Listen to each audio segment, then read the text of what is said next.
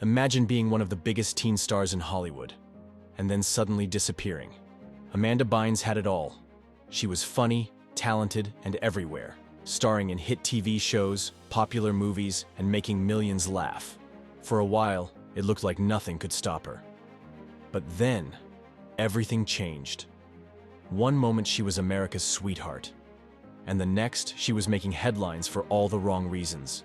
Arrests, odd behavior, worrying tweets. It was like watching someone unravel in real time. Fans were confused. The media was ruthless. And Amanda? She just vanished. So what really happened? Was it the pressure of fame? A mental health crisis? Or something else behind the scenes that no one talked about? In this video, we're diving deep into the rise, the fall, and the fight to reclaim her life. From early stardom to legal troubles, conservatorship battles, and her latest steps toward recovery, we're unpacking the full story.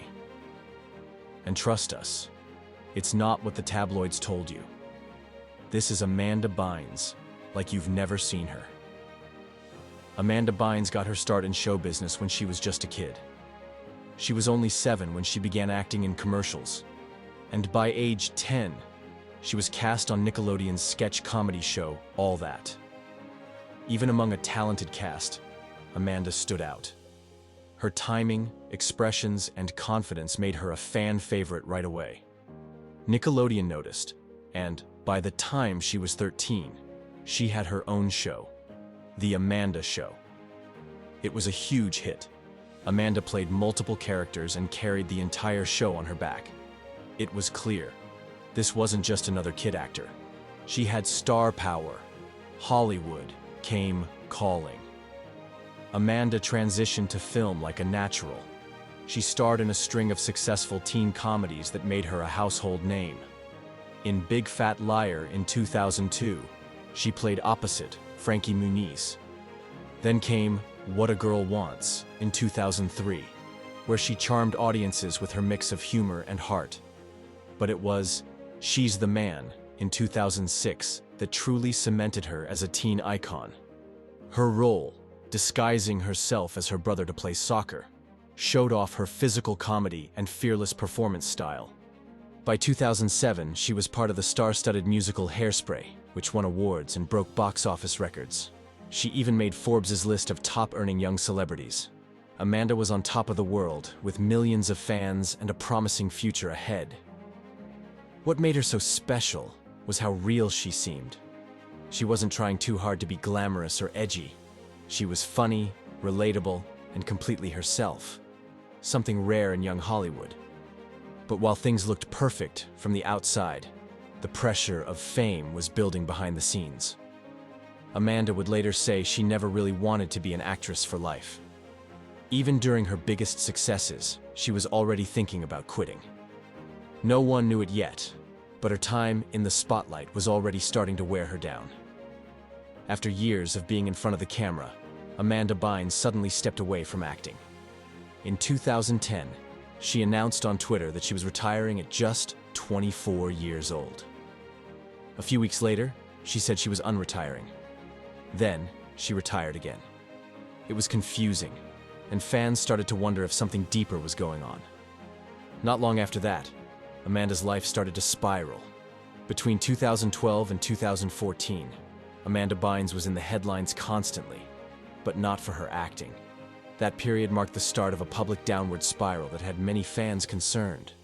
In 2012, she was arrested for driving under the influence after allegedly sideswiping a police car in Los Angeles.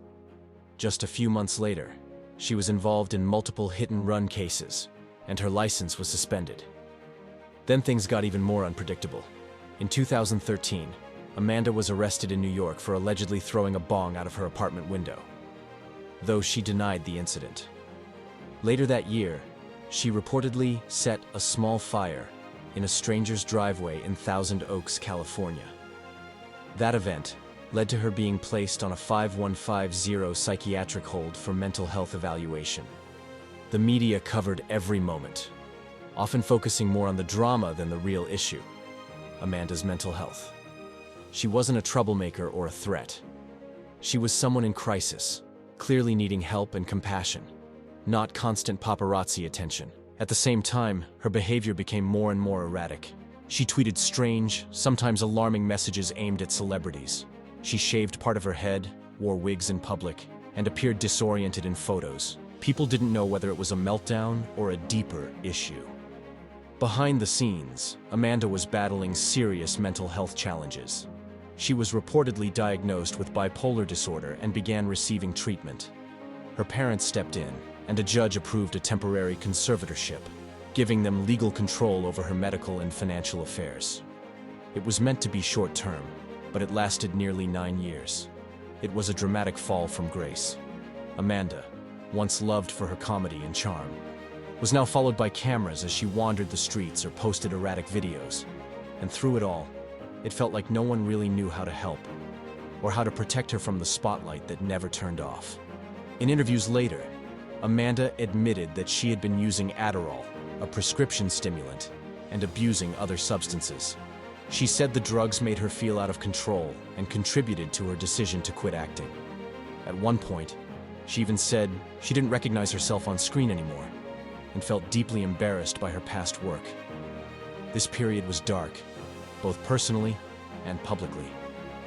Amanda's story became another example of how Hollywood often fails its young stars, giving them fame, but not the tools to survive it.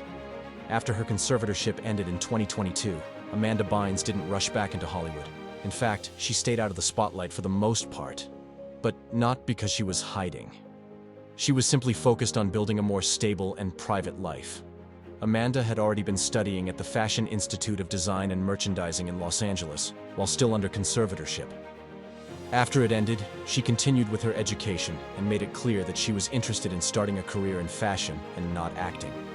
She had a goal of launching her own clothing line, and for a while, that seemed to be where her energy was going.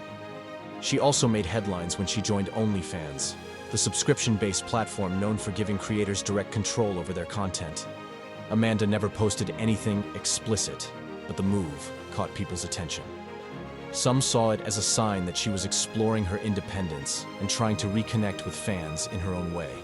In 2023, Amanda also teased plans to launch a podcast, something more personal where she could talk about her life, creativity, and possibly mental health. The idea excited her fans, who were eager to hear from Amanda in her own words and not through gossip or headlines. Public sightings of Amanda became more common too, but they were low-key. She was spotted running errands, going to classes, or spending time with her fiancé at the time. For the most part, she looked healthy and calm. A huge difference from the chaotic images that used to fill the tabloids years earlier. Still, life after the conservatorship wasn't perfect. In mid-2023, Amanda was placed on a psychiatric hold after walking around downtown LA without clothes, reportedly in distress. It was a clear reminder that mental health recovery isn't a straight line, and that even after years of progress, setbacks can happen. Amanda didn't speak much publicly about the incident, but her past openness about her mental health helped people understand it wasn't a relapse so much as a tough moment in an ongoing journey. Through it all, Amanda seemed committed to living life on her terms, quietly, creatively, and at her own pace. As of 2024 and into early 2025, Amanda Bynes is still keeping a low profile, and that seems to be exactly how she wants it. After her brief psychiatric hold in 2023, Amanda reportedly returned to a treatment center and took more time to focus on her mental health. She's been in and out of inpatient care since then, but not because she's failing. It's part of her ongoing plan to manage her condition and stay healthy. Amanda has spoken before about living with bipolar disorder and how important it is for her to maintain a stable routine. She's not chasing fame anymore, and she's not trying to prove anything. Her main goal seems to be taking care of herself, and that's been a huge shift from the chaos of her past. She hasn't posted much on social media recently. In fact, her Instagram and other accounts have often gone dark for months at a time. When she does share, it's usually something personal and honest, not curated like most celebrities. It's clear that she values privacy and is trying to live life without the constant attention she once had. There were also reports that her engagement ended, and she's now focusing entirely on her recovery and personal growth. She hasn't gone back to acting and hasn't shown any interest in returning to the industry that made her famous. Instead, she's talked about creative goals, like designing clothes, launching products, or even eventually releasing music or a podcast. Amanda's story isn't tied up with a happy Hollywood ending. At least not yet. But it's also not a tragedy. It's real, ongoing, and human. She's still working on herself, still healing, and still finding her place in the world outside the spotlight. And that, in many ways, is more inspiring than any movie comeback could ever be. If you've followed Amanda's story, or have thoughts on her journey, let us know in the comments.